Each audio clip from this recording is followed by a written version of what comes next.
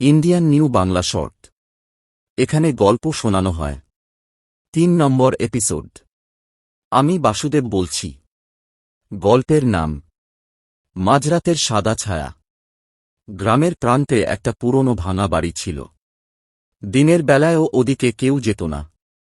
বলা হতো সন্ধ্যার পর সেখানে এক সাদা পোশাকের মহিলা হাঁটে। এক রাতে সাহস করে দুজন বন্ধু সেখানে গেল। বাড়ির ভেতরে ঢুকতেই চারদিকে শীতল ঠান্ডা হাওয়া বইতে লাগল। হঠাৎ তারা শুনতে পেল কেউ যেন ধীরে ধীরে সিঁড়ি দিয়ে নামছে, ঠক ঠক ঠক।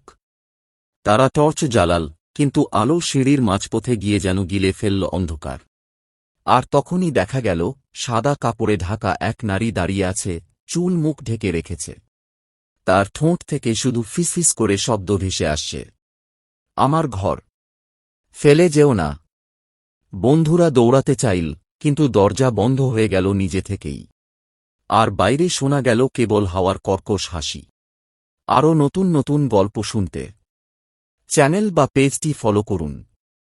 গল্প শুনে ভালো লাগলে লাইক, কমেন্ট, শেয়ার করবেন।